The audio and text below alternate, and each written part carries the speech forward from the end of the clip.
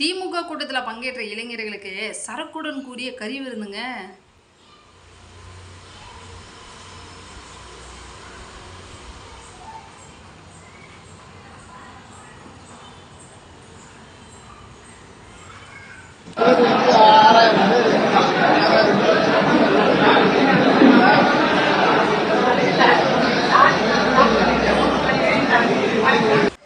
அதாவதுங்க இந்த ஒரு சம்பவம் வந்து கள்ளக்குறிச்சி மாவட்டம் திருக்கோவிலூர் பகுதியில் வந்து நடந்திருக்குங்க.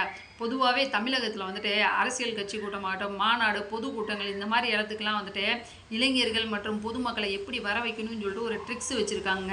ஒவ்வொரு இளைஞருக்குமே வந்துட்டு ஒரு பிரியாணி, ஒரு சரக்கு பாட்டில் போதும். அதேமாரி மக்களுக்கு வந்துட்டு ஒரு 200 கொடுத்தோம் அப்படின்னோம்னா கண்டிப்பாக கூட்டத்தில் வந்து சேர்ந்துருவாங்க.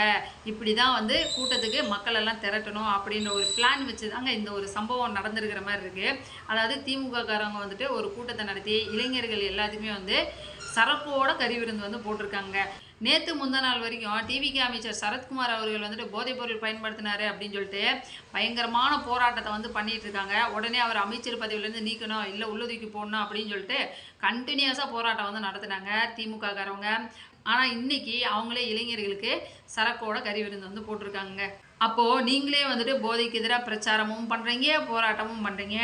இப்போது இளைஞர்களுக்கு வந்துட்டு சரக்கு ஊற்றி கொடுத்து அவங்கள நாசம் பண்ணுறீங்க. அப்போ தமிழகத்தில் வந்துட்டு என்ன நடக்குதுன்னே தெரியல. நல்லா இருக்குப்பா உங்கள் லட்சணம்.